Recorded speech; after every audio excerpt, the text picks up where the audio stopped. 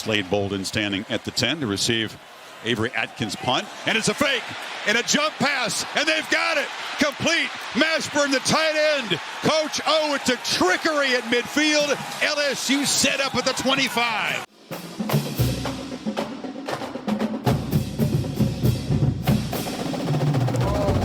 Hello and welcome to another edition of Tigers Roar. I'm Jonathan Poche, joined by Buddy the Budman Songy here at Old School Barbecue, 10655 Coursey Boulevard, Baton Rouge's newest and hottest barbecue joint. Come check it out. Great food, great atmosphere. Got Wild Bill behind the bar serving drinks. It's a great place to watch the game. Come check it out. Old School Barbecue. Once again, the address 10655 Coursey Boulevard. Bud, man, we start with LSU. Close game against Crimson Tide this past Saturday in Tuscaloosa. A 6-point differential is a final 20-14. Defense played outstanding. A lot of questions about the quarterback play for both teams. Max Johnson saw a lot of people on Twitter saying, no, he doesn't have a good clock in his head, doesn't know when to get rid of the ball. And that is a fair comment, Bud, man. But when I rewatched the game, when I watched it the second time, what I noticed was all the punishment Max Johnson took for 60 minutes in that game, and he kept on getting right back up. You have to take your hat off to that young man by showing so much toughness against the Crimson Tide from Alabama. Good to see you, JP. Good to see everybody in the truck on the floor. We hope that all of you are doing well on this Wednesday, November the 10th. It is the early spring signing period. LSU baseball with a #1 recruiting class coming in for 2023, and Will Wade signing another 5-star today. Back to football. JP, it is crazy when you look at this Alabama team this year. And I was an idiot. I thought that they were just going to run up and down the field. And you were giving me some stats about blitzing, which I don't even think is even close. I don't know what this guy is watching. But LSU has been serving up vanilla, and all of a sudden you see the game. You see the linebackers closer. You see pressure. You see disguise. You see jumping around. And Bill O'Brien, the offensive coordinator for Bama, and Bryce Young, the quarterback for Bama, didn't know what hit them. Yep. And speaking of hitting, those beleaguered reserves knocked the living hell out of Alabama. Yep. And said, come get some of this LSU stuff. Yep. Now, if I'd have told you before the game they were going to give up 6 yards rushing to Bama, you would have rushed me to OLOL and had me tested for peanut butter, cocaine, heroin, and COVID. That's crazy, Yep. Only giving up 6 yards rushing. And then, of course, as you alluded to, the 6-point deficit. Coach O said a couple times they were the better team. I thought that they played harder. I thought that they played more focused. But we do always still depend on the scoreboard to tell the story at the end. And as you mentioned with Max Johnson, he has been beaten up. And a lot of it has been in his throwing shoulder. Mm-hmm. But whether Max and his brother Jake or his daddy Brad want to hear it, he's been holding the ball too darn long, and he doesn't go through his progressions of read. But you got to understand something. We're all going off of Joe Burrow in 18 and 19, and Burrow wasn't as good in 18 as he was in 19. But we got to remember this. Max Johnson has started 11 games, and it's like anything else. We expect him, because of the starting quarterback, to have poise and make the throws and read the defenses and use your legs to get first downs. So, look, anybody that says Nussmeier comes in, they win, it's conjecture. But he is now in the mix to play some this week. Yeah. And Coach O said at the Monday press conference that they're going to play both quarterbacks. All that to say this, 3 games left, all home games, this weekend, 6:30 on SEC Network. Going to be interesting to see, A, when Nussmeier comes in, because that's the toughest call when you're playing 2 quarterbacks. Right. When do I put my second guy in? B, what's the crowd going to be like? And C, if the guys on that team can play with the mindset that they had last week, I don't think Alabama would have wanted to take LSU in the alley last weekend. And, you know, as we watched the last Hail Mary play, I'm sure you saw it out the corner of your eye, that referee making sure he was going to throw the flag. Yeah. So they had no chance to win, but Cam Wire did have a penalty. Alabama holding all night long and got a lot away with that. But that's just part of playing over there. But let's give credit to those coaches and that staff and all those guys. Now, look, Jake Peets, oh, man, you just shake your head and say, you got to get better, man. And I know he's calling plays for the very first time. But and then, of course, there's a lot of conjecture on whether he should have taken the field goal or the touchdown. All that, in a nutshell, LSU played appreciably better. And for those guys that suited up last Saturday night, kudos to those guys and that effort. And let's see if they can have a little bit left in the tank to give LSU a non-losing season. If they win 2 of the last 3, they'll be 6-6, the only team in college football to go 20 years without a losing season, a non-losing season. It's been a strange year for the Tigers, to say the least. I mean, the beginning of the year, could not run the ball, could not get a push in the offensive line. The last 4 or 5 games, they have started running the ball a little bit. Ty Davis-Price ended up with over 100 yards against the Crimson Tide in Tuscaloosa. Hadn't been done in LSU history except for 3 other times. Kevin Falk, of course, Clyde Edwards-Helaire back in 2019, and then Ty Davis-Price. That was a positive for sure, but getting into the red zone and not scoring touchdowns, that was a problem that LSU did not have. That was not a problem early in the season. They were perfect until the Ole Miss game when they finally decided not to kick a field goal and go for the fourth down conversion. Didn't get it. And look, you look back and you say, Coach O, all the chips are at the table. You're playing to win. You have to figure that Alabama's offense is going to get on a roll at some point. You're not going to beat them with field goals. So I can understand the thinking. All the fourth down conversions by Ty Davis-Price, that was awesome. The defense played outstanding. Got to be happy for guys like Cameron Lewis, Neil Farrell, seniors that stuck around, paid the dues, were there for the good times and through the rough times, 2020, and now stuck it out. There's been so many injuries on this team this year. Guys that just transferred in, had to start against Alabama. That 2 nickel cornerbacks that had no experience playing for the Tigers, but really held their own. I thought the defense secondary did outstanding, except for one long bomb, like 58-yard touchdown to Williams. Look. Alabama, very talented. LSU was depleted. I mean, their roster, their IR could field an NFL football team at this point. So much talent that wasn't on the field for LSU and still stuck around, was in it at the very end, had a chance to go ahead with the Hail Mary you mentioned at the end. There are no moral victories. We both agree with that. But this is going to be an upbeat show because they had such a great effort, showing effort. And you got to get to Coach O. I mean, the guy was fired up on the sidelines. He wasn't letting much slide get by. Thought it certainly set the tone in the first quarter when we went for the fake punt. Don't love how they called the timeout before they called the fake punt at midfield. Like, you had to think that Alabama was going to expect something to happen, but great play design. I mean, they tried to pull it off a couple years back against Auburn. Von Rosenberg said it a little bit, but Avery Atkins, they told him to shoot it like a basketball shot, and Jack Mashburn was right there. That's practice and execution, bud, man. Well, the crazy thing about that is in the player interviews this week, the players were all saying that Alabama people calling fake were all screaming, watch the fake, watch the fake, but he did such a good job. Mashburn was back in the heavy 3 to block to make sure that the punt's not blocked, and then he blocked and chipped the guy and then slipped out. And Avery Atkins came in, like we said, this play was in the books, and Zach Van Rosenberg just had too much adrenaline and overshot his man. So that was great to see that.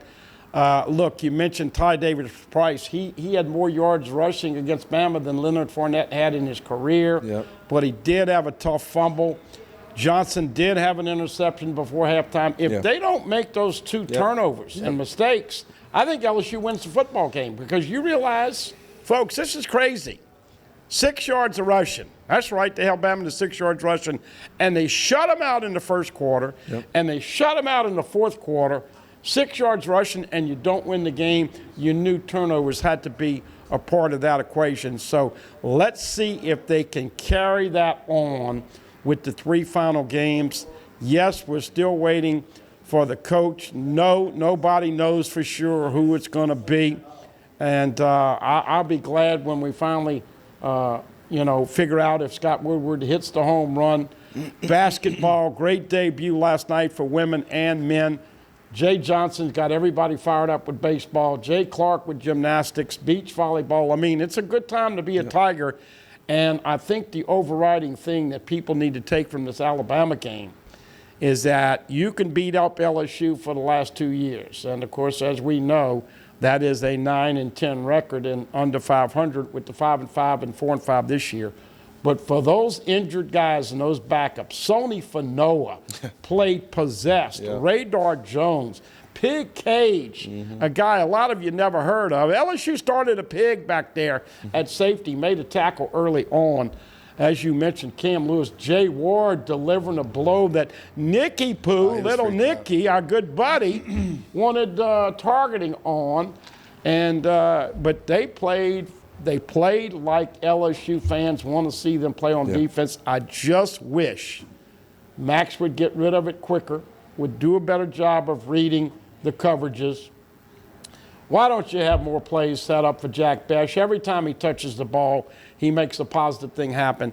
And, of course, as you alluded to, now you're becoming a little problematic with calling the right plays in the end zone. But, look, Arkansas is a slight 2-point favorite in this game.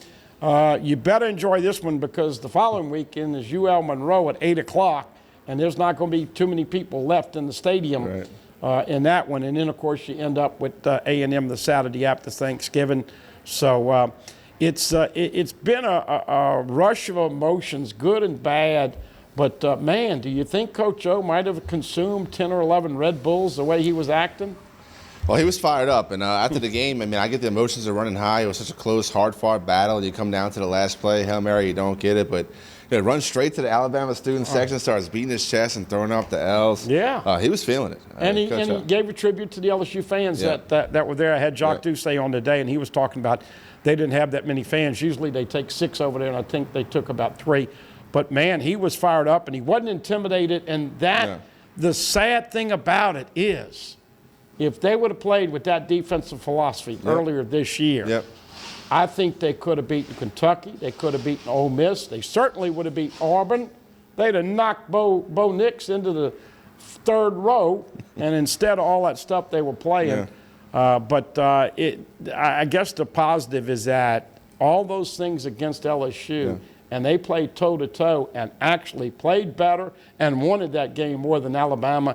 And that's a tribute to everybody out there that they did not quit. We have a whole lot more coming up on Tigers Roar. Before we take our first break of the evening, I want to tell you guys, check us out on YouTube, youtube.com/Pelican Broadcasting. It's a great way to keep up with everything we do here at the Pelican. While you're at our page, go ahead and click subscribe so you know every time we post something new. Once again, youtube.com/Pelican Broadcasting. We'll take our first break of this program, but come back and join us. We'll talk some more LSU, Alabama, along with some men's and women's basketball, and we'll talk some New Orleans Saints. And don't forget, we have Mike Scarborough from TigerBait.com joining us a little bit later, talk recruiting and all things LSU. Don't go anywhere. You're watching Tigers Roar.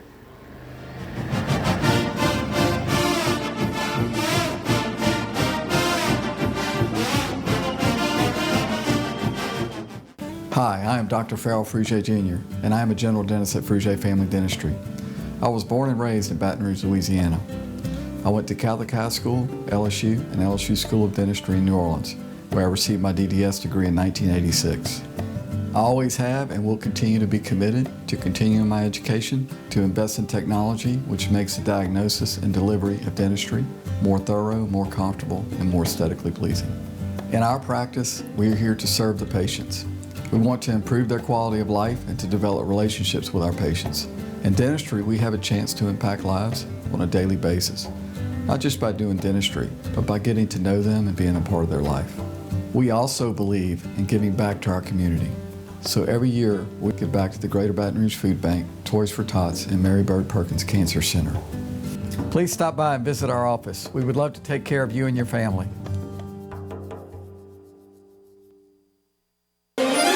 At the Team Automotive Group, we make it easy for you to buy here or sell here. Buy here and save on hundreds of certified and pre-owned vehicles. Or sell here while your vehicle is worth more than it ever has been, and we'll pay you top value. Buy here or sell here at the Team Automotive Group. Hello guys, it's Debbie. It's time. I've got a brand new location. 10510 Airline Highway, Baton Rouge, next to After 5 Tuxedos. We have the perfect spot to get all your wedding and formal wear needs. Come see our one-of-a-kind name brand and get great prices. With 30 years experience, the best customer service anywhere. It's Debbie's Bridal, Airline Highway, Baton Rouge. See you soon. You can't smell it, but you can almost taste it. And whether it's for a family get-together or a game day feast, having Manda in the mix always sounds good. For 3 generations, their quality meats and original seasonings have made Manda a Louisiana legend and made their family sausage Louisiana's family sausage. Manda Fine Meats. The flavor says it all. Live and play on the fairway at Greystone Golf and Country Club, a serene, challenging golf destination located in Denham Springs. For tee times and membership opportunities, go to GreystoneCountryClub.com.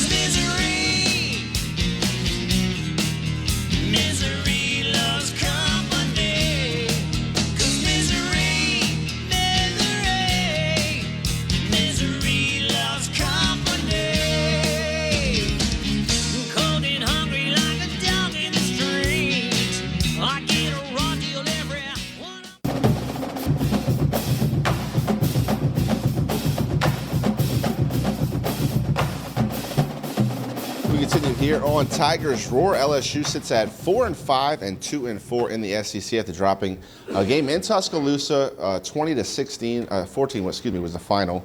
We'll get some highlights from this past Saturday. We'll ask Katie to go ahead and play those in the truck, and me and Budman will continue our conversation.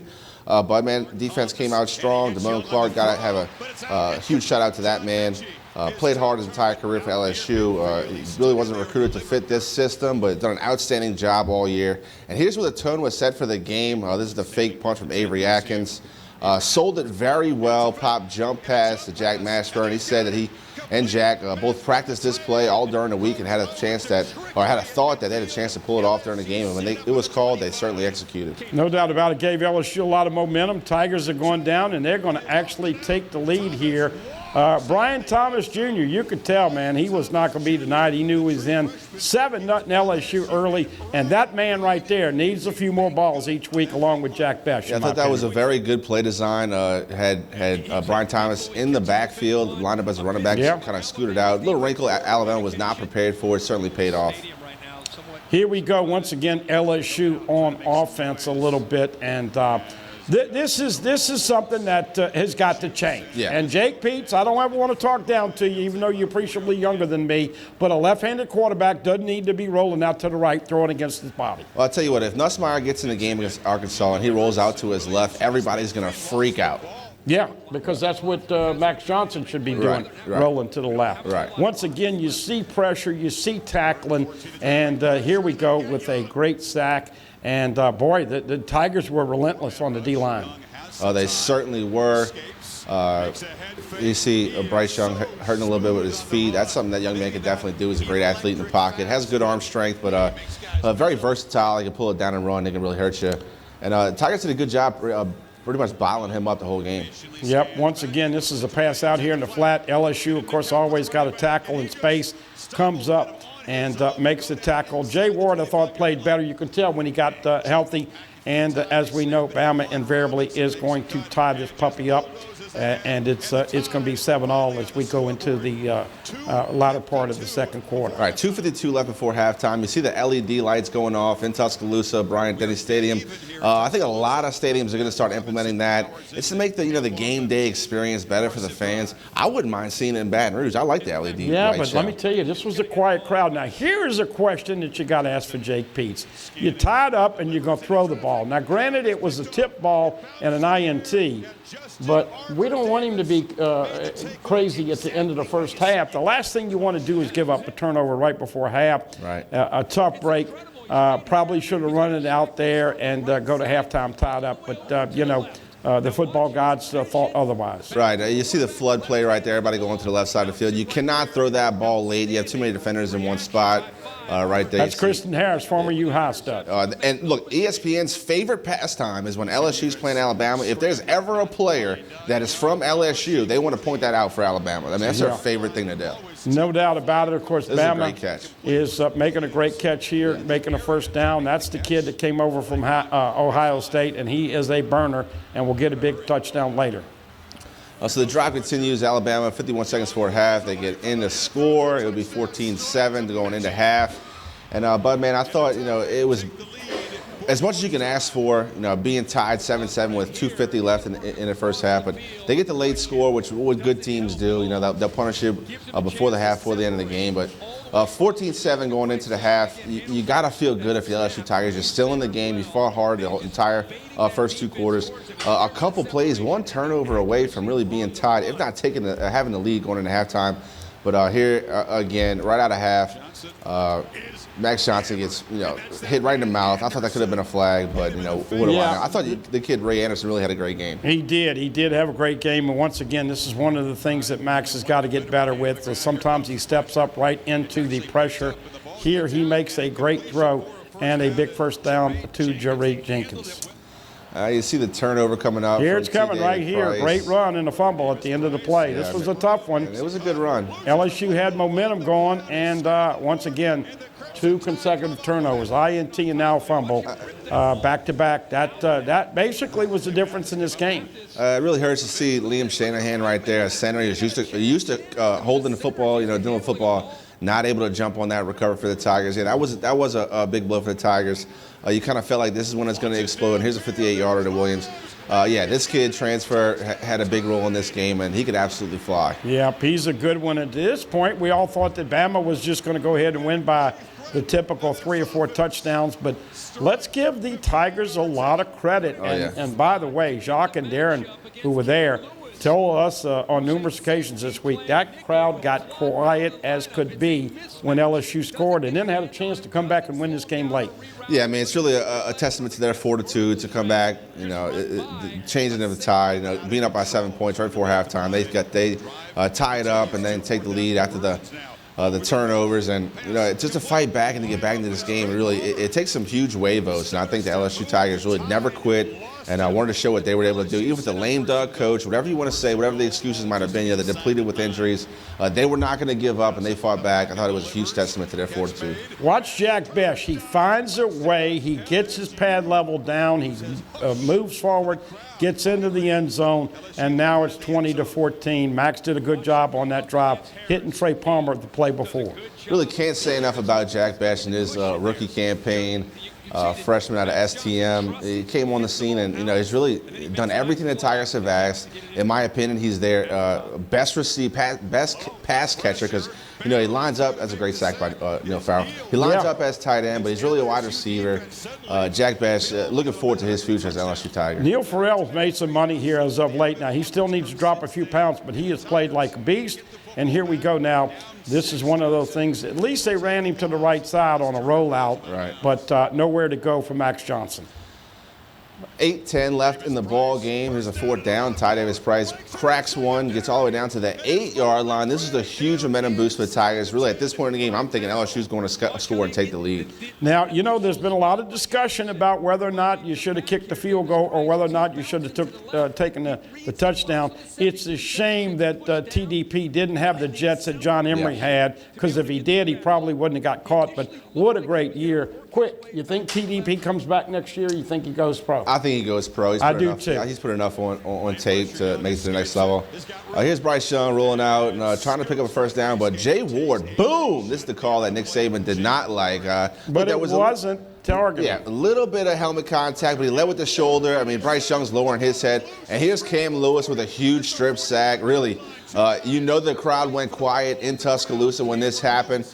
Credit to Jaquilin Roy for coming up with that ball, because, look, when it's a scrum down there, those are grown men reaching for it. But Big 99 came up with the ball. Happy for Cam Lewis, 6-year senior, a guy that's done everything for the program. Happy to see him get rewarded right there. They blitz safeties, they blitz corners, they blitz linebackers, and I hope that this defensive philosophy and what they played this weekend is what we'll see going forward the rest of the year. So it's 2014, and here we go once again. Max holding it a little bit too long, and a fumble. And, of course, as we know, LSU did get down there on the last drive. Hey, back to it's 20-14. And I'm not going to BS anybody. I'm watching the game, and I don't like to take phone calls or text messages because I'm locked in. But my brother-in-law, there was a timeout. He says, what do? You kick the field goal or you go for the touchdown? I said go for the touchdown. Yeah. Okay? And I thought that you went over there to win the game. This is the number 2 team in the country. Yep. You don't know if you're going to stop Bama and get the ball back. Right. So I had no problem. But as you know, the ones that don't like Coach O right now certainly second-guess that decision. What was your take Right, no, on I that? certainly agree, especially with how the game was going. I mean, it started in the first quarter with that fake punt on 4th down. I mean, that really set the tone, which we're going to go for it. Now, we're here to win. We're not going to settle. We're going to push all of our chips to the center of the table, and we're going to see what happens. I thought Coach O stuck with that philosophy through the entire game, and I agree. I thought that they should have went for a touchdown, too. Didn't like how Jack Bass wasn't even on the field on that 3rd down, though, right Yeah, there in the end zone. I can't understand.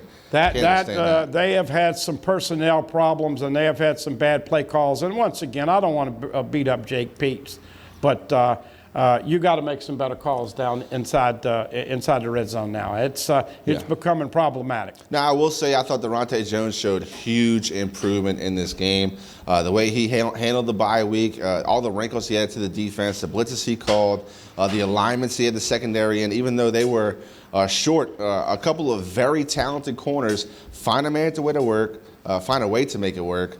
Had the blitzes, changed up his defensive fronts. I thought Durante Jones did enough to possibly get him another year if he was going to stay at LSU. I wouldn't really, at this point, there's more optimism on the defensive side to where he's figuring things out than Jake Peets. And like you said, I don't want to come down on Jake Peets, but there was still the same, and then there was new problems. Like there was still the same issues, and then we're adding on top of it new issues. Like how hard is it, very fundamentally basic, to roll your left-handed quarterback to the left side of the field? If you're going to roll him out and take half of the field away, you do not want him turning his body the entire way to square his shoulders and then try to throw an accurate strike. It's just asking too much. And they do it 5-6 times again. They've done it all season. I can't understand that. Blake Baker, I want to take a minute to talk about that guy and how he's been able to coach up these linebackers. Damone Clark, I think, is tied in NCAA in tackles. He's got to be the front runner for the Buckets Award at this point. I mean, he's averaging, double digits tackles a game. Had 20 in the last game, 8 total in this game. Had 2 tackles for loss, a sack, a pass breakup. Blake Baker, has obviously had a positive impact on both the linebackers, and Clark and Baskerville. They both played outstanding the whole season. And really, Damone Clark, he's been able to stay on the field, which has been huge for Tigers this year. They've had injuries all over, but number 18 has been on the field making plays game in and game out. Made a lot of money for 18 this year. We are happy for that. By the way, I disagreed. Nakobe Dean, the all-world linebacker from Georgia, I think will probably win the Butkus. But Damone Clark ought to win or ought to be on that first team All-SEC. Yeah. Back to what you said about Durante Jones, he's not going to be at LSU, but he will be coaching somewhere. Yeah, Jake Peets may be calling plays for his kids' team, but unfortunate, he won't be an offensive coordinator anywhere that I know of, just because it's hard to have on-the-job training. And as we know, it doesn't matter what job you have. The problem with this is that you're making $1.2 million, and everybody expects you to be Joe Brady 2.0. Yep. And when you don't have Burrow and you don't have a lot of other talented players around you, but yeah, not having Jack Bash on 3rd down, critical mistake. And we know that the team has played hard. At least this team didn't get beset with the cancer in the locker room like they did in 2020 and kind of mail it in. Yep. But I'll tell you, Brad Davis has done a good job with the O-line the last 4 games. Blake Baker, as you said, done a good job with, and Coach O kind of learning. He finally fooled the media. He said on the last thing on Thursday, Michael Baskerville might not going to play. And not only did he play, but he played well. Yeah. They were without Cordell Flott. He comes back this week. They were without Mason Smith. I got to tell you, man, Sonny Fanoa, I don't know if he comes back. I'd love to get him back for another year, but he's a senior. Yeah. Of course, the COVID year didn't count against him, so he's got one more year left if he wants. But he rushed, and man, you can't say enough about Neil Farrell and Glenn Logan and Jaquelin Roy and all those guys. So let's hope they can bring it the last 3 games and make it fun. Of course, as we know, folks, crazy to tell you this right now, but National Signing Period is coming up very quickly, which is why we feel like the next coach is probably going to be named by about 3 weeks from today. So that would be on December 1, 3 weeks from today. National Signing Period, early signing period, JP, as fast as it goes by in football, 5 weeks away from today. We'll take another break here on Tigers Roar. When we come back, we'll hear from some players after this past Saturday's game, and looking forward to the Arkansas game this upcoming weekend in Tiger Stadium. Don't go anywhere. You are watching Tigers Roar.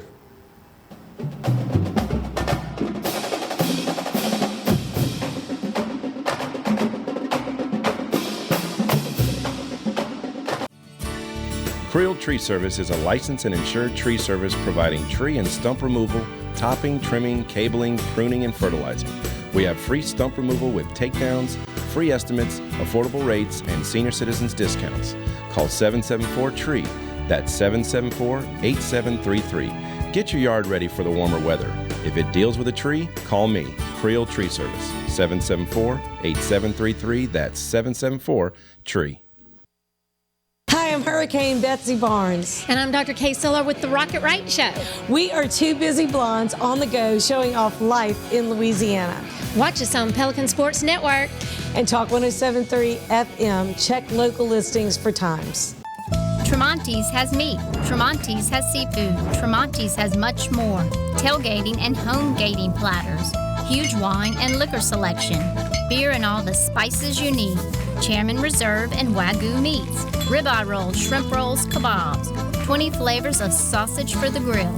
Daily lunch specials and game processing. On-site catering also available. Good meat ain't cheap and cheap meat ain't good. Visit Tremonti's.com.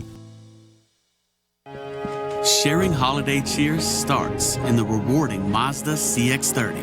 Find yours during the season of inspiration. You'll feel inspired this holiday season in a new CX-30 from Team Mazda on Airline. Caught spiders.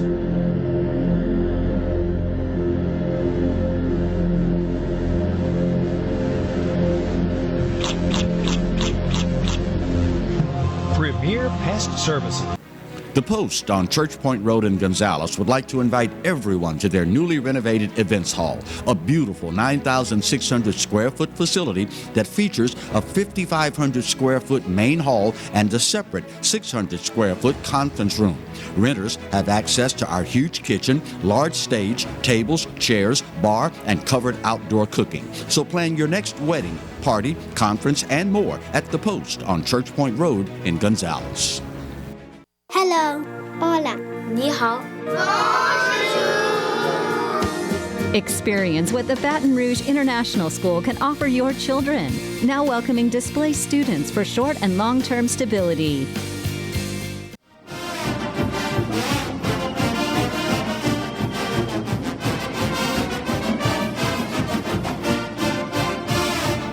Welcome back to Tigers Roar. We continue the conversation. LSU football. We're going to talk some number 18s. It's the jersey they give to the team leaders, the guys that do the right thing on and off the field. And Damone Clark, Avery Atkins, we're going to let you guys hear from both of these players. But first, talk about Damone Clark, a guy that was not drafted to play in this system, but has done everything the coaching staff has asked and a whole lot more. He's done outstanding tackling the ball, also coverage. Damone Clark, can't say enough about that young man. You know, in 2020, he looked like Tarzan and played like Jane. He just didn't fit with Bo Pelini in that defensive setup. And a lot of people said, oh, man, he's going to wear 18 again. But I think he's made a lot of money, and Blake Baker has really got the most out of him. And out there, kids, you got a kid that is a linebacker, and he's just starting his football career. You got to watch film. You got to watch tendencies. The little bitty things. What does a quarterback do when he's rolling to the right, the left? What do the linemen do when they're running block versus pass block? All those little things that you pick up after hours and hours of tape. This kid's about 6'3", about 240, can run. Played much better in space this year, wrapping up tackles, as you said. I'm hoping he makes first team All-SEC. And we are proud to have both 18s on the show with some tape tonight and some interviews. A class guy, another guy, you got to give a tip of the hat to him. He showed up every week to do interviews, and you know what? When it's going to hell in the handbasket with your football team and you're man enough to do that, that to me says a lot about that young man's character. And here is number 18 linebacker Damone Clark here on Tigers Roar.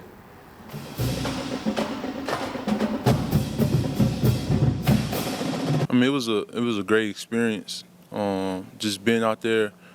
I mean, I'm excited. You know, it's kind of like mixed emotions because we played so well, but it was a few plays short, from the game. But I mean, just gotta keep building this week from the things we did last week, and just add a few wrinkles here and there, and just going to Arkansas game and just dominate.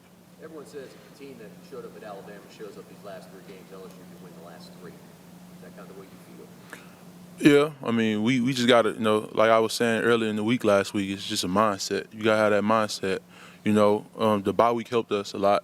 We were able to, focus on LSU, add a few wrinkles during the bye week, and then, spend time away from football by yourself. And I think that really helped us, and it was no doubt in my mind that we weren't going to go in there and win.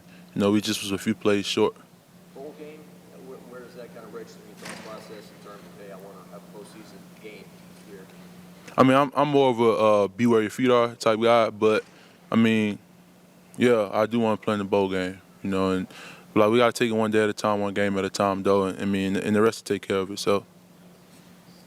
I know your defense had a lot to do with Alabama struggling, but to me at least, it didn't look like it was a normal Alabama dominant offense. When you guys went out there for the first couple of series and saw that you were having an effect on them, what kind of spark did that give the defense? I mean, we went out there from the beginning. We just hit them in the mouth. We just kept hitting them in the mouth. Just keep your foot on the pedal. That was the biggest thing. The biggest thing you got to just go in there. Is, like I said, it's just mindset. You can't go in there with the, like a timid mindset. You go in there with the mindset, like these guys in front of us. Like we got to beat these guys. They're in the way of the goals we want to achieve. Those first couple times that you did hit them out, did they respond like a normal Alabama team? I mean, we had plays, explosive plays. They had explosive plays. I mean, we knew that was a game. It wasn't going to be a easy pushover game. What did you see out of Mike and how you guys got Mike Jones involved? I mean, Mike is a guy. I'm excited for Mike, man. Like, I mean, when he got the sack, I was one of the first guys right there. Because it's a surreal feeling because just knowing that he didn't play that much, but his number was called. He went in that game and he balled out. So I'm excited for Mike. Is his speed kind of his number one asset in terms of? I mean, you really don't know what Mike can do. You know what I'm saying? Like he did so much, at Clemson. And here he was focusing more of an inside backer. But I mean, Mike is like he gifted. Like you put him at anything, he gonna give his full potential. You said his eyes were open going to Ole Miss, Kentucky, Alabama, the atmosphere and how intense they were and everything. I mean, you've been to Florida and Auburn, which are even maybe above that. Yeah. He kind of talked to you about that. Man, this is crazy. I mean, he was telling, not just myself, but the linebackers, it's a difference with the, SEC and the ACC. So that was the biggest adjustment that he really had to make. Come on, what is it about this defense that needs you guys to really pick different schemes up in a week? Like I'm looking at Alabama and all the stuff you guys put in Mississippi State, that 8 guys in coverage or whatever. What is it about that you guys can pick things up, do it efficiently, and execute it on Saturday? I mean, we have so many guys that can do so many things. It's the will and the want to. That's the biggest thing I see with the defense. Anything the coaches ask us to do, we do it. Without a question, and that's the biggest thing. Like I said, I'm excited. Just moving forward to this week, and I'm excited for the things we did last week. But of course, it's things that we got to work on and just keep building on. What kind of challenges does Arkansas? Or they run the ball. The quarterback, he runs the ball. And, he's a big quarterback. And we know, You know what I'm saying? If he don't see nobody he can throw the ball to, of course he's gonna take out running with it. So the biggest thing we gotta just do, stop the run, have some fun. That's what Coach Carter always say. So stop the run on first and second down, third down. We can let our guys up front rush. He was a young guy, 19, right? He came over here to Arkansas. Jefferson, quarterback. Yeah, I think so. And, I mean, he, watching him on film, he improved each year. He does some good things for his team. And, I mean, it's our job to stop it. I know you've talked to some about Coach Baker. Coach Jones talking about him too. I don't even know if he's going to be back next year, but it seems like he's had a real positive impact on this linebacker. Yeah, he has, man. Coach Baker, I mean, he just he's that coach that, he just like to have fun. He hardly scream at you. It's all about relationships with him.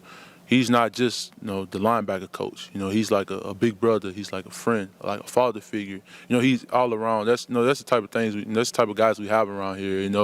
So I mean, it's no surprise that that the linebackers are playing at such a good level. But it's also things that we can improve on. But it's just the way that Coach Baker prepares us throughout the week, which helps us go out there and just be successful on the field.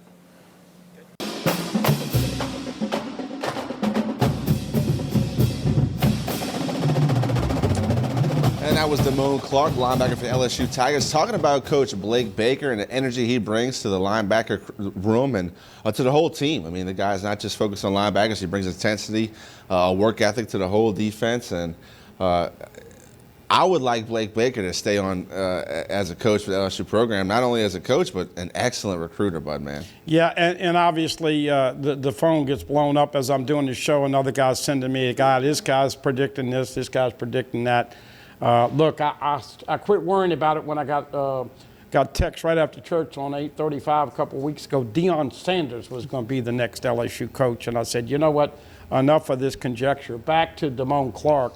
What do you think? Third round, and look, man, I like what Werner's done with the Saints. He was picked in the second round, but you never have too many linebackers, and great to see 56, I think, is as good a linebacker in the league, even better than Devin White this year. Yep. But Damone Clark, early third, or you think he can even get better than that? No, I think it's a little bit better than that. Yeah. I think that what he's Depending put on on his tape, combine and his interviews. Which I think he'll run a good combine. Yeah. I mean, I really do. So you think it's second round? I think it's second round, yeah. Okay.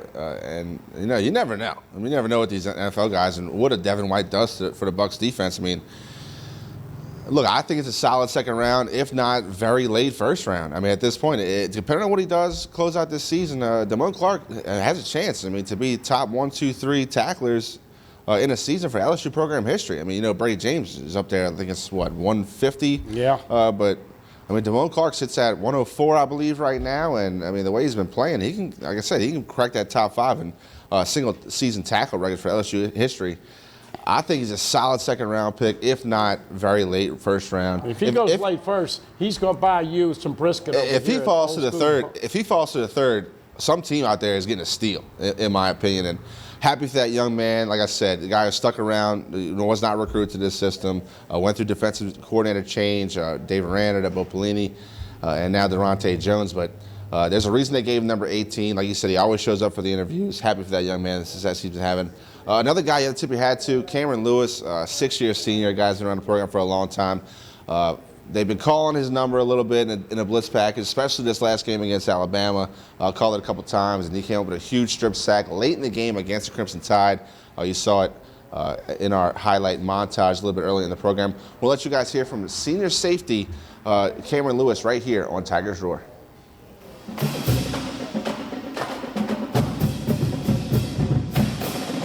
Strip sack, it's just a play we needed. Coach called it. I just knew I had to get him, and I got him. Is that play, Coach was talking about as a zero blitz? Yeah. Do y'all run that a lot, do you? Nah. So when you heard that, you knew, I got to make a play. Yeah, I knew I had to get him. Just to give us a chance to go back out there and compete and win the game. Every little split second that goes by, he can throw the ball down the field, right? Yeah. Did you feel like, hey, we set ourselves up to win the game on this one? Yeah, I just knew we was gonna win the game after the big play because the stadium got pretty quiet after the fact. He let it go. Actually, we called it. That was like our third time calling that play, and we got to him like each time. So during that time, the fourth quarter, I knew we needed this. I just knew I had to get him, so I had to. Just how do you guys kind of have that same effort this week against Arkansas? Because it seems like you play that way against Alabama, you have a big shot against Well, here at LSU, week in, week out, we look to compete with any team regardless of who they are. So I feel like this week against Arkansas, it'll be the same. We're going to compete, and we're looking forward to win and get to play in the bowl game. Just how amazing was the defensive effort? I mean, not taking anything away from the guys on the field, but there were some guys, two guys who played at Nichols like a year ago or something. I mean, they just really raised their level of play. You got third and fourth string guys from the beginning of the year. We had those guys like Darren Evans, third, fourth guys, second guys, I feel like they all can compete with anybody because some of those guys can probably go to other universities and start, and just a lot of talent here at LSU. So you just got to wait your time, and when your time come in those type of games, you got to perform big. Oh yeah, most definitely. Before the game, practice, we prepared. We had a great week at practice, and we knew going in that we was gonna win a game and compete at the highest level. Did just a little bit of it shock you by how much success you were having on defense? Not really. I really put in the work for it. I knew that when I go out there, I just gotta win my one-on-ones and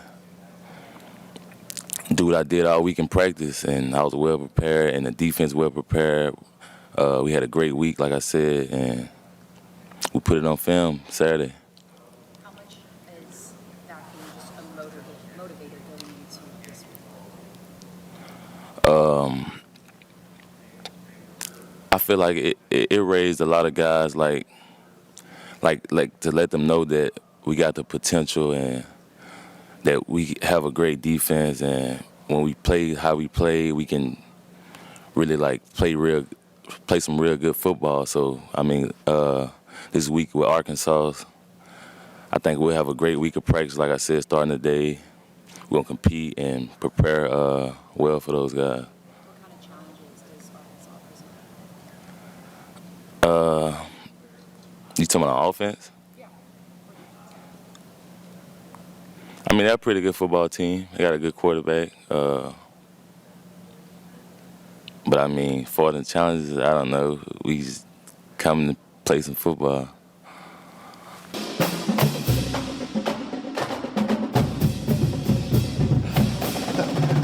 We continue on Tigers Roar. That was safety Cameron Lewis, a guy that we haven't given a lot of spotlight to here on Tigers Roar, but was available for the press time, and we wanted to go ahead and put his press conference up on here on Tigers Roar. A guy who got a huge play in the Alabama game, a guy who's been around for 6 years in the program, Cameron Lewis. And then the biggest play at Budman to me happened early with that fake punt. I mean, it really set the tone for the whole game. It was a great call, great execution, and another number 18, Avery Atkins, was the one who executed it. Yeah, and by the way, for those of you watching on TV, we do apologize. There has been a transition, as most of you know, because of the pandemic. For the last year and a half plus, we've been doing most of our interviews via Zoom. The last week or two now, it has actually been person-to-person contact with the room, and we hope that LSU can get a mic in front of these media questions, because it's just not enjoyable to listen to answers when you don't know what the questions are. So we hope that that gets fixed. But in the Zoom, there was no problem because you actually heard the questions. Right. Hopefully, Michael Bonnet and his staff can get those to where you can ascertain what questions are being asked. Listen, I'll just say this about Avery Atkins, that at some point you got to give him a couple of awards this year. Yeah. Do you realize the importance of that young man? First and foremost, he is the greatest kickoff man that LSU's ever had in the history of football. So kudos to you for that, young man. Secondly, did anybody predict Avery Atkins would beat out the star freshman punter coming in? He's been punting. Right. And also, by the way, we know how important it is to be the holder. And to ask Mike Leach and others that missed field goals this last weekend how important the holder is. He's done a great job with the holder. So he wears 18. He's a character guy. He's on all these leadership committees. Straight up first class. His mom and daddy raised him the right way. I'm going to miss both 18s, to be honest with you. And here is the other number 18, special team guru, Avery Atkins, here on Tigers Roar.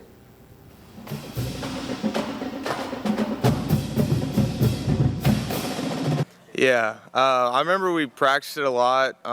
Zach put a lot of work into it, and it was there. Just we didn't execute it the way we wanted it to. But I mean, I remember us practicing it a lot. And when they brought it up again, like possibility of doing it last game, I was like, I'd love to have a little bragging right over Zach for that. So you were watching it on the sideline, Nate. Mm-hmm. Yes, sir. Yeah. And so you only get to try those things every now and then. Mm-hmm. I'm sure over the years of practices, did it come up in conversation the time you tried it? Yeah, there was definitely maybe some hesitation to run it after it was unsuccessful. But we brought it up early last week, and Coach O and Coach Mack had confidence that we could execute it the way we wanted it to, and turns out we did. Talk about your cell job and just how you carried that out. Yeah, so I definitely watched Zach's how he did it, and tried to change it just a little bit, the throw, just to kind of avoid an overthrow.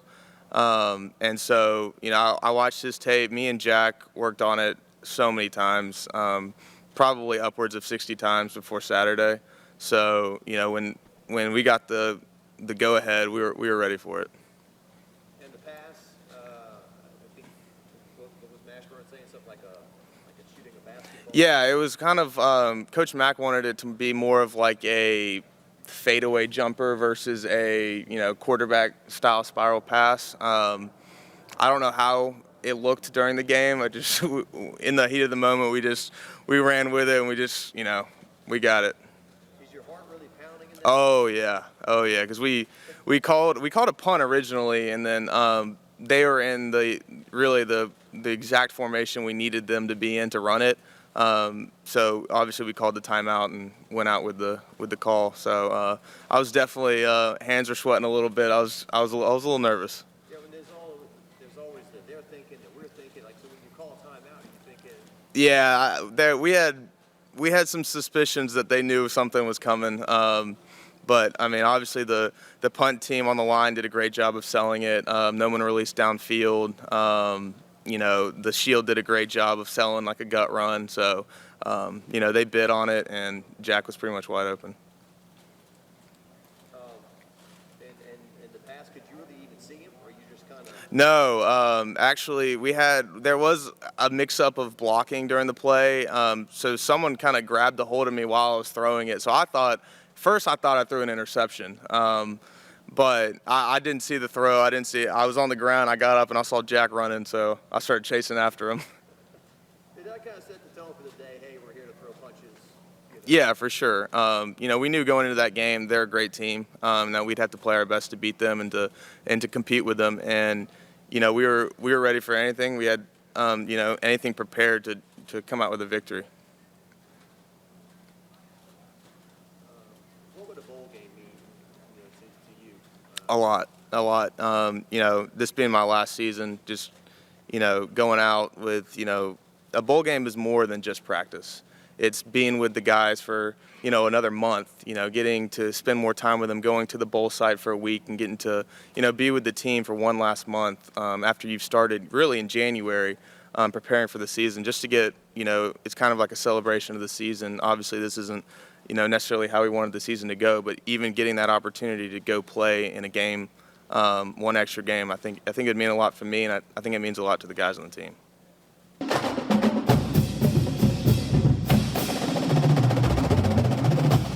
And that was graduate student number 18, Avery Atkins. Also want to give him a little shout out on today's show for his role he played in the Alabama game, along with the many things he's done his entire career for the LSU Tigers.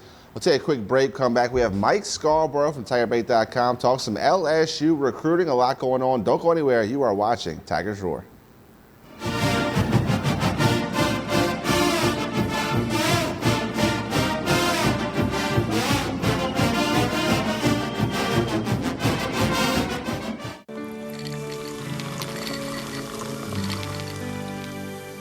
No one can stop me when I taste the feeling. Nothing could ever bring me down. Nothing could ever bring me down.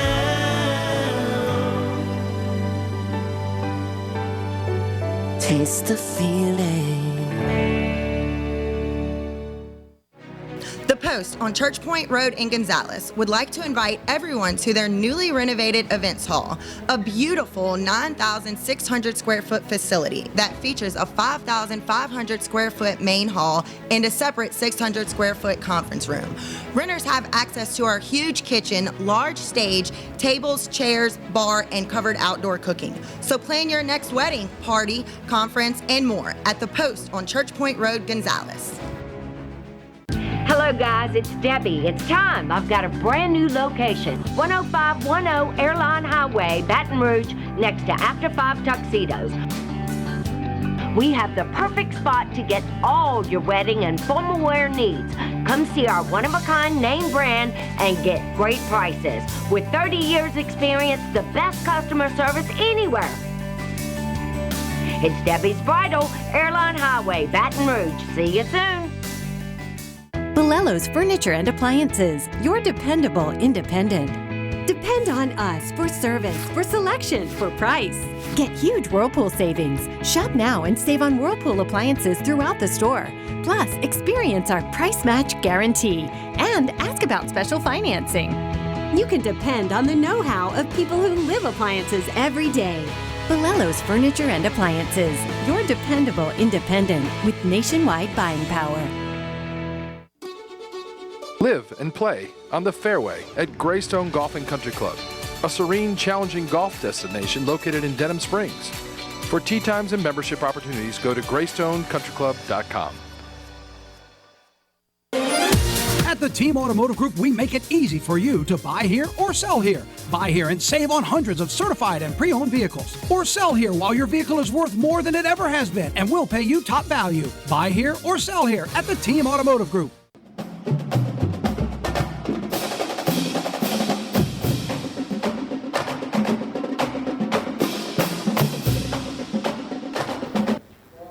And we welcome you back as we round second base and head towards third. Mike Scarborough with TigerBait.com. It seems like he's always running the bases. He went to follow the LSU women's game yesterday morning at 11, does Facebook, YouTube, post-game recruiting, and went to see Walker Howard last week when inexplicably Walker Howard came back. Nobody really knew about it. Mike had the scoop. Can you believe, JP, this kid playing that soon after a broken fibula? Mike, happy Wednesday and good to talk with you. What's going on in your world today? Well, you bring that up. If the LHSA brackets go to form, Baton Rouge folks can get a real treat because it could be St. Thomas More versus Liberty in Olympia 2 Fridays from now. So Olympia will probably have been rocking like that forever if it happens. Of course, everybody knows that St. Thomas More and Walker Howard. Mike, I didn't have a chance to ask you on the show today, but how did he look? How rusty was he? And, of course, more importantly, people want to know if he's still very much involved and very much committed to LSU as a verbal commitment right now. Yeah, he was a little rusty. He only had 5 touchdown passes. But, no, he's still, because you break a leg, he's still got, some nerves trying to get, replugged in. And so if he gets hit a certain way, he gets some tingles real bad. But, he flat out told me in an interview that he's going to wait. He's waiting to see who the coach is going to be, and I don't see there being any issue with him and LSU.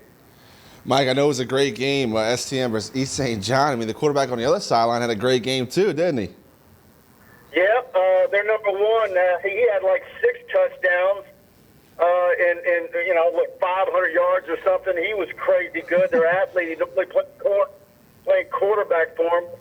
I went there thinking I was going to see Walker Howell for maybe a half a football or a handful of series, and FTM would walk all over East St. John.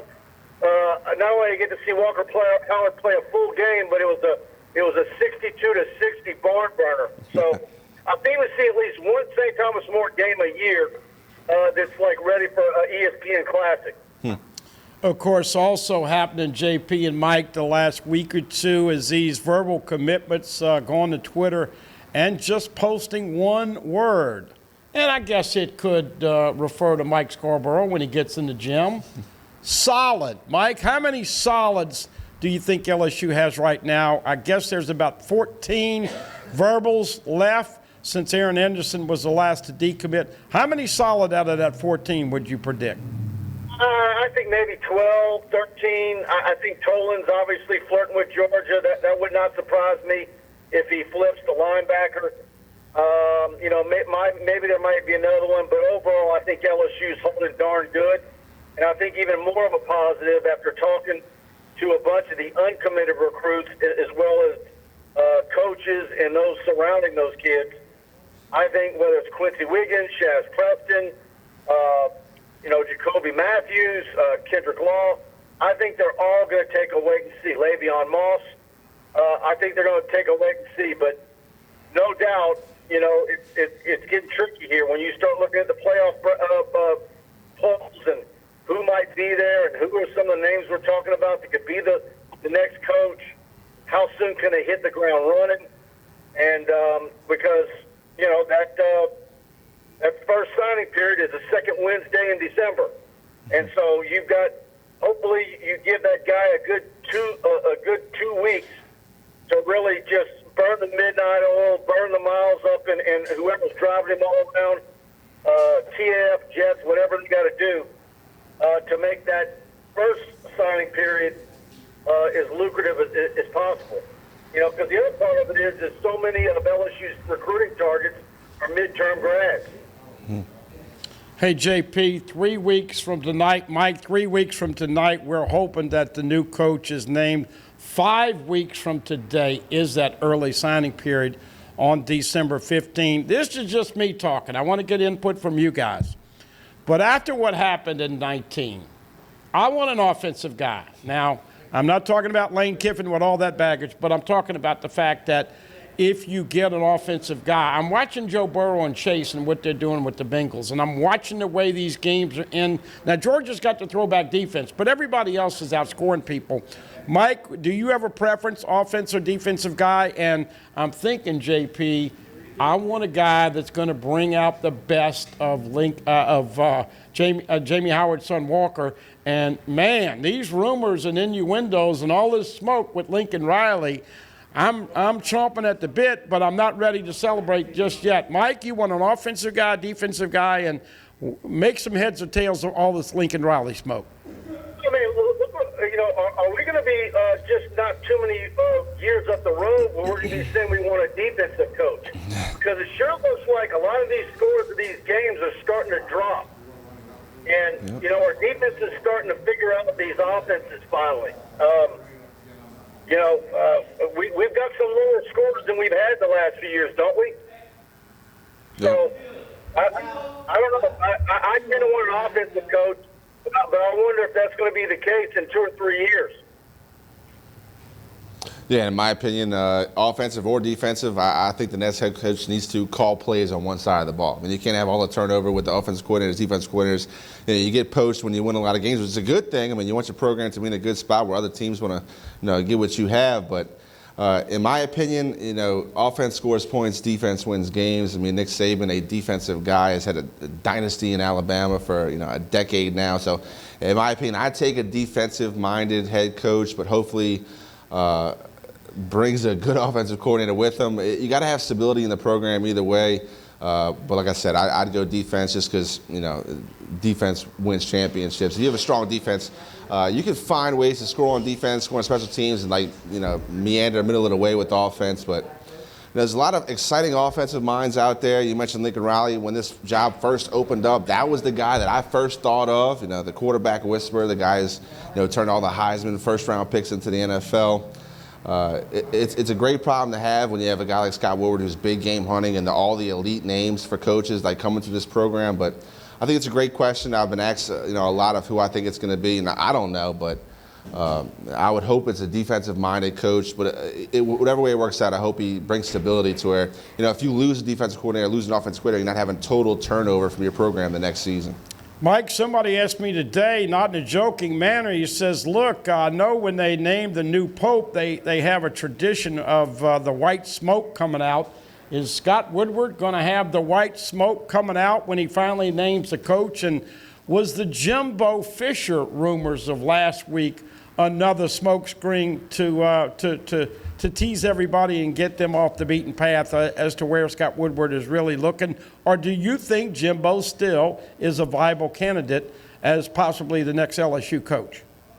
I hope it's a smoke screen. I put Jimbo in 2015, 2016, more so in 15. Now I think some of the lusters off that. If you put down a list of 6 or 8 candidates, he'd probably be anywhere from 6, 7, or 8 on my list. His offense is a little bit more spicier than Les Miles, but not much. I don't like how long it's typically taken his quarterback to develop. And then how do you roll him out if they lose to Ole Miss this weekend? And I keep saying it. What kind of sell job do you have to do if Ed Orgeron, the LSU football team, beats him that last game on Saturday, given the Orgeron going away present? Are you able to pull him out on Monday with it looking even a little bit shiny? Jimbo's offense is about as sexy as I am, and that's not much at all, but it does look like he's got a great defensive coordinator in Elko, and we'll see moving forward. JP, tell everybody about wrapping this baby up, because I know you are a big follower of a Tiger Bait. You get a lot of info, and what people love is seeing that film of these high school players. That's right, Mike. I know you're getting ready for your Facebook show later on tonight, live on Facebook. Before we let you go ahead and tell everybody about TigerBait.com. It's a great time of the year. High school playoffs is starting up this weekend, so go ahead and follow TigerBait.com. Go ahead, Mike. Yeah, we're just, we're following the coaching search backwards and forwards. So obviously, we're doing something we've never done before. We're covering Kim Mulkey and the women's basketball program. Of course, Will Wade, you couldn't ask for a more eye-opening first game out of Will Wade and his team. We're covering that. Fall baseball's rolling. I got something coming next week that I think a lot of LSU baseball fans are going to love. After Jay Johnson with his #1 ranked recruiting class today. So we've got all for you Tiger Bait. Go to our YouTube channel, LSU Tigers on Tiger Bait. Subscribe, hit the notification bell. We're loading videos up there every day, and it's for free. And we hit a milestone of subscribers last week, so jump on board with us. Keep blowing it up, Mike. We appreciate you, bud. Thank you, buddy. All right, guys. Thanks. And I'll tell you what, man, once you get into one of these sites and you start to see all of the nuances and all of the shows, and of course Mike's done a great job on Facebook, and we'll be watching them tonight as well as you will be at 8 o'clock tonight. LSU Tigers on Tiger Bait if you want to watch that live. Got to take a quick break. We come back, talk some NFL, and New Orleans Saints had a tough game at the Dome. I was in attendance, took on the Dirty Birds. Didn't work out, but lots to talk about. Of course, we have some game highlights for you, so don't go anywhere. You are watching Tigers Roar.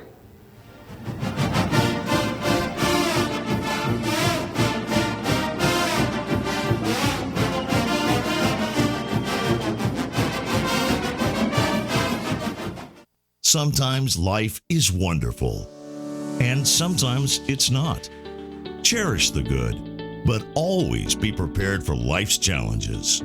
At Private Healthcare, we provide the peace of mind you deserve. With Private Healthcare, you'll get the coverage you want and healthcare you need. If your employer doesn't supply healthcare coverage and you don't qualify for Medicare or Medicaid, you need to give us a call right now. Private Healthcare is private health insurance for ages 65 and under with medical, dental, vision, and even prescription coverage. When life comes at you unexpectedly, you need to be ready. And health insurance is your financial safety net. Health insurance has never been so easy and affordable. If you're looking for health coverage at the best price and your annual household income is $35,000 or more, call the number on the screen now and speak with a live healthcare consultant. Don't wait. Get the coverage you need now. Hello, guys. It's Debbie. It's time. I've got a brand new location. 10510 Airline Highway, Baton Rouge, next to After 5 Tuxedos. We have the perfect spot to get all your wedding and formal wear needs. Come see our one-of-a-kind name brand and get great prices. With 30 years experience, the best customer service anywhere. It's Debbie's Bridal, Airline Highway, Baton Rouge. See you soon. They said I could find you here. Why are you fishing? Our company's got to ship out 2 full color brochures and 20 color copies. You're killing me. It's done. Designed, printed, packaged, and shipped. How? You just got to know the right people. Baker Printing, the printing people. How come you get to fish in this private lake? Like I said, you just got to know the right people. You can know the right people too. You can't smell it, but you can almost taste it. And whether it's for a family get-together or a game day feast, having Manda in the mix always sounds good.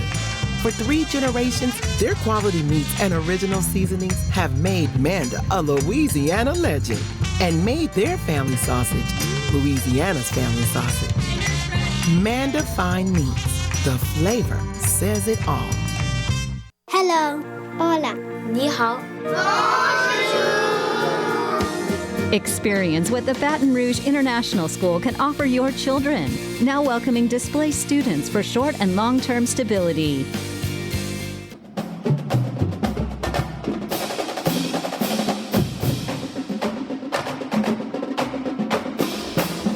Welcome back to Tigers Roar. Time to talk some NFL, and New Orleans Saints who now sit at 5-3, second place in the NFC South. Of course, the whole NFC South did not do well this last weekend, so no real dip in the playoff picture, but a tough loss. The Atlanta Falcons, the Saints were shut out for just the 8th time under Sean Payton, 4 times with Drew Brees, 4 times without Drew Brees in the first half. Okay. 0 points heading into half. Matt Ryan and the Falcons did enough. They scored 10 points in the first half, but the defense was very good in the first half for the Saints. Gave up 1 long play, and then the long play came and bit them again towards the end of the game. We do have some highlights for you, so we'll ask Chuck to go ahead and run those. Bud, man, they bring back Mark Ingram 2 weeks ago. I thought he had a good start to this game, but here you go, the big play, Cordell Patterson. You'll hear me do something right now I've never done in my entire life. Give credit to the Atlanta Falcons. Matt Ryan did just enough with his feet and his arm to put the Saints away late in this game. And Cordell Patterson, a guy that's been around the league for a very long time. You know he's been an outstanding talent as a return man, but the Falcons really have transformed this guy's career. I mean, they line him at running back, they play him at wide receiver, and of course he does his return stuff. But my hat's off to Cordell Patterson, a very tough guy, great size for a wide receiver, kind of built like DK Metcalf, but defense right there, should have got a pick. You saw Chauncey Gardner-Johnson, who did go down in this game. I've not heard any more about the injury, but he did get carted off with an apparent foot injury out of this game. Here you see the Atlanta Falcons getting the board early, 3-0 with 4:30 left in the game. Trevor Siemian started for the Saints. Of course, Taysom Hill did get a little bit of it in. Here is Kamara. And as we know, him and his boy, Mark Ingram, reunited. I'm sorry, man. NFL, and you don't score in the first half, somebody needs a butt chewing. And I apologize to you. You at the game, and I was so wound up. I was texting JP, and he goes, Bud, man, I'm at the game. But I just did not think they were going to lose this football game. And, of course, invariably, they had, just like your daddy predicted, a late afternoon heartbreaker in the Dome. Well, the wide receiver core is definitely depleted. You get Traquan Smith back last week, but he's still not 100%, trying to work his way back into the mix. There you see him get a good catch right there on the slide. But the tail for me in the first half was all the drop passes. Yeah, 5 or 6. And it wasn't just one guy. I mean, yeah, Troutman had the most obvious one with Stacey Pete Warner with a big 4th down stop right there for the Saints. But look, it wasn't just Adam Troutman who had drops. I mean, Callaway had a drop. Kenny Stills had a drop. Traquan Smith had a drop, and of course Troutman had 2. So Trevor Siemian, it was not on him. I mean, a lot of people were calling for Taysom Hill to get into the game, and I agree. I thought he had a more expansive role after coming back from the concussion protocol, but look, Trevor Siemian did a good job. He was very decisive, put the ball where his receiver had a play on it. The Atlanta Falcons did have pretty good coverage, but the Saints receivers just had to come down with the catch every once in a while. How about you? Russell Gage, I thought, had an incredible game for the Falcons. Man, I'll never forget when Russell Gage was a 2-star, got kicked up to a 3-star at the end of his high school career. And LSU took him on the last day, I think, the last couple of days. They didn't know how big he was going to be. He's evolved into a pretty darn good player, still playing in the league. I thought the Saints cornerbacks didn't have a good day on Sunday. They gave up some yardage and some plays I was a little disappointed with. That's right. And I saw really the first play of the game. You didn't see the highlight in this package, but the very first play from scrimmage, Matt Ryan threw the ball deep to Kyle Pitts, who had toasted Marshawn Lattimore. Of course, you saw Pitts drop the ball, but if Pitts catches that, he scores. Yeah. And that's a horrible start for the Saints. So got lucky on the drop, but yeah, I agree. Lattimore didn't have a great game. Neither did Paulson Adebo, who I think is having a great rookie campaign, a guy out of Stanford. So needed to turn some things around. The linebacker core was also very good in this game. Got good pressure from the defensive line. It's good to see Omanyata getting back into the mix. And Passanwa, the guy that they required from the Chiefs, number 90 in this, for the Saints, I thought he did a good job getting some pressure on the quarterback too. As, of course, our favorite safety getting beat on a deep ball. That guy, Zacchaeus, killed us all game. I mean, he had 2 touchdowns and a lot of big plays. Here it is. It's Matt Ryan with his feet. 17, and now all of a sudden we're looking at a pretty good deficit here as the Saints just didn't do much first 3.5 quarters on offense. Right. I mean, pay attention to this. It's 17-3 right now in the third end of the third quarter. You do see Alvin Kamara trying to get a little rhythm going, but here you go. Start of the fourth quarter, it's 17-3. It only gets worse here from the Saints. Budman, with 8 minutes left in this game, the score was 24-6. Mm-hmm. I mean, no one thought the Saints had a chance to come back. Of course, they do put together a few good drives, narrow the gap, and get all the way back. But we'll watch the tape. You know what happened in the end, but it kind of all built to that point from right here. Another drop by Kyle Pitts. I think that kid is going to be special. Got to show up the hands, though. I thought that maybe the receivers had done some shots, some lemon drops before the game, because popular shot that the young kids love to have, but just can't drop that many footballs. Yeah. And, of course, here we go with the little bitty scat back, who's one hell of a returner. Look, Taysom Hill came in the game in the fourth quarter. His first play for scrimmage was 4th and 2. He got the defense to jump off sides. He then went 2 for 2 with 2 passes back to back. Then you bring back Trevor Siemian, and there you see what happened. That's why I have problems with Sean Payton. Yeah. Why didn't he stick with Taysom Hill then, JP? No. Taysom Hill went 2 for 2, as I mentioned. Bring back Trevor Siemian. He has a sack fumble. They see Zacchaeus get his second touchdown. Then the Saints kind of get into it out of trouble with a very nice grab right here to make up for his earlier drops. Did get a little bit banged up, but man, the Saints are kind of thin at tight end. Yeah, no doubt about it. They've had some injuries. Of course, here's a great one. And we know Callaway's a big-time receiver. Has had a good year for them. That was another great play design. Had a cornerback try to cover 2 people in the red zone. Here's a flag. The Saints kind of got lucky with a couple flags here. The first one, pass interference right there, you see, for a pass intended to Deontay Harris. The next one you'll see is a roughing the passer call. So the Saints got a little bit of benefit from the flags late in this game, and that really led to this next touchdown. Look, Coach Payton obviously has done a great job, and they've had a better than expected year, but it drives me bananas when he tries to get cute with Taysom Hill, and you don't ever know what he's going to do. I'll tell you this, though, when Taysom Hill's in the shotgun in the Wildcat, there's about an 80% chance he's going to run. If that fullback goes in motion, that percentage goes up to 100. Yeah. There's no doubt. And Sean Payton's always been a guy that he's going to call a play until you stop it, and he definitely feels that way with Taysom Hill. Here's a nice play to Deontay Harris. Takes a lick but stays on his feet. This really sets up the touchdown to Kenny Stills, who bounced back from earlier drops.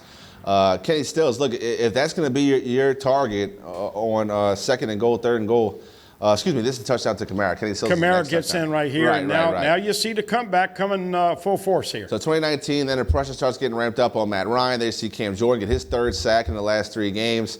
Took him a while to get going, but Cameron Jordan does a lot of things to affect the line of scrimmage outside of just pressuring the quarterback. So Cam Jordan gets a sack right there, follows it up with another sack right here of Matt Ryan. I thought Demario Davis had not a bad game, but not up to Demario Davis' standard, but he had a good stand right there. Here's a punt return from Deontay Harris, did a great job. Sees a little crack towards the left, does a nice little spin move to get out there. And look, this guy's electric. Every time he touches the ball, you think he has a chance to score. He is not easy to tackle, not the biggest of guys, but very strong. Hey, Dennis Allen, the job he's having, do you think he gets a look-see as a head coaching opportunity? A lot of people have been waiting for him to take a head job. I think he's got to get a real strong look-see after the year he's had defensively. I certainly agree. Here's Kenny Stills' touchdown. Did a great job extending the ball to break the plane. At this point, the dome is rocking. It's absolutely going nuts. Stand up and get crunk is getting played. Then first play from scrimmage when the Falcons get the ball. They rip your heart out. Cordell Patterson on the rookie Adebo. Marcus Williams does run him down, but it was all over but the cry at that point. Under a minute when they get the ball, and then 51 seconds left, and they're taking knees to set up a field goal. Younghoe Koo, the kicker for the Falcons, he's a very good young kicker for sure. And look, we say this in college, and you go back to Alabama last year in 19 when LSU's taking them out back, and we know that Devonta Smith burned Stingley a couple times on long passes. You can tackle that guy because college is only a 15-yard penalty.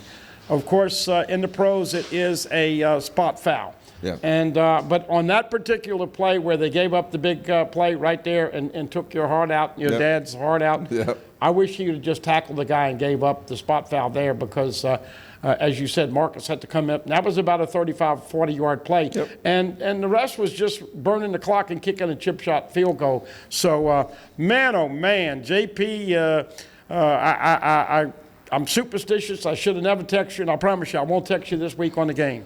Well, I certainly appreciate that, Bob, man. The Saints have the Titans coming up in Nashville this upcoming Sunday. That game kicks off at 12 o'clock. But, man, shifting back to LSU, basketball started for the men and women yesterday. Coach Will Wade and Coach Mulkey both get their first wins of the season. The men took on ULM in a blowout. 100 points, 101 to 39 was the final score. But Kim Mulkey, we do have a little piece put together of her first game. We'll go ahead and roll that, and we'll talk over. Kim Mulkey's team did a great job playing defense the entire game, held Nichols to the lowest point total in 2 years for them.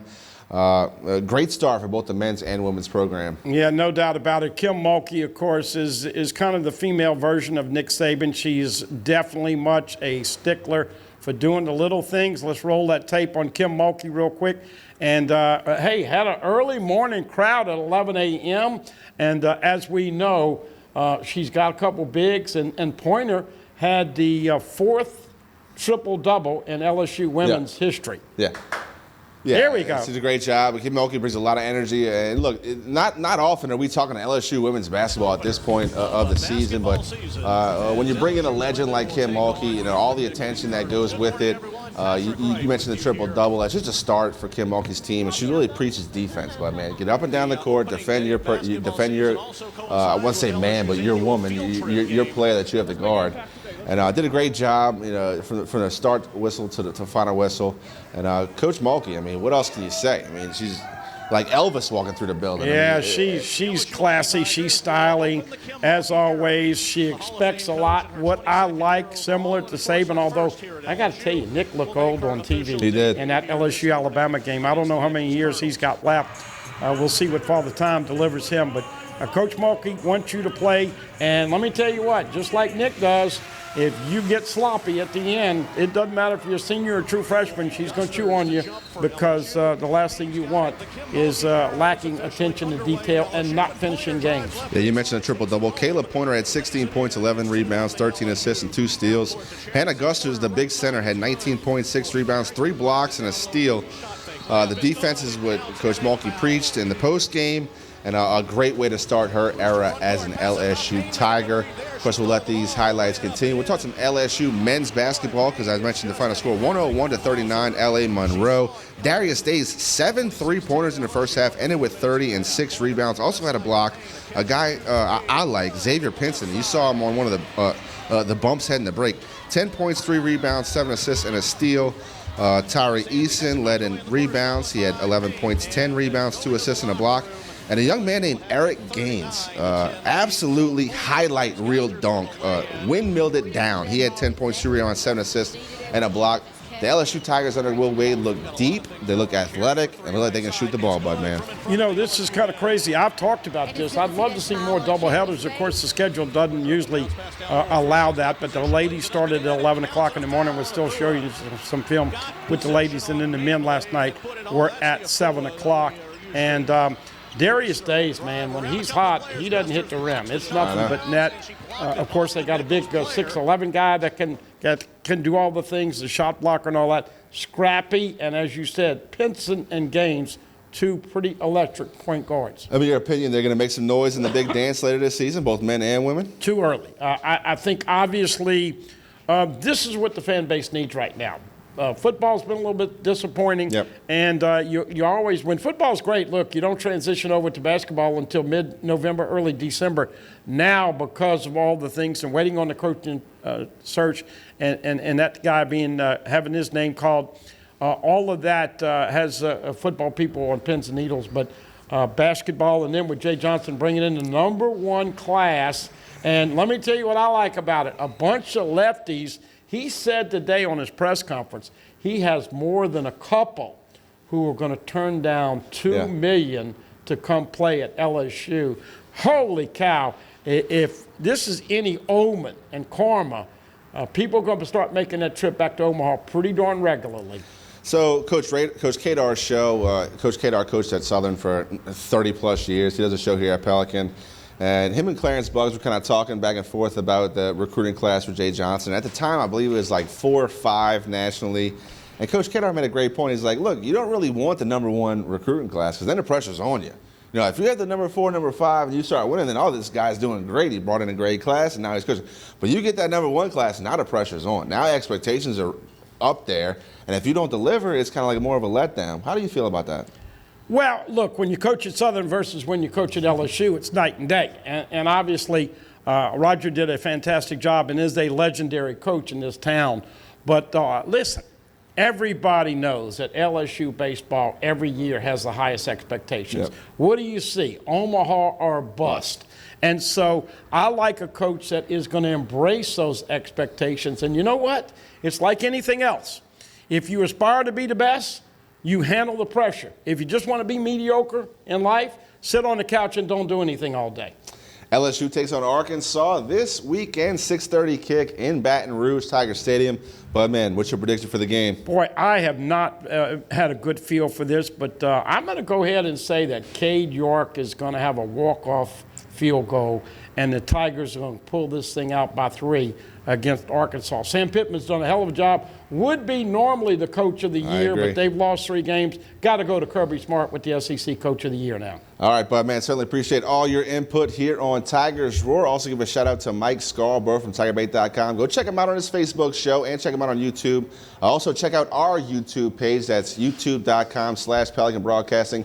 It's a great way to keep up with everything we do here at the Pelican. All your Clarence Buggs, all your Kadar show, your overtime athletic director, Roman Banks, and, of course, all the episodes of Tigers Roar archived for your convenience. We certainly appreciate you turning to Tigers Roar. For the Bud Man, I'm JP. We'll see you next time.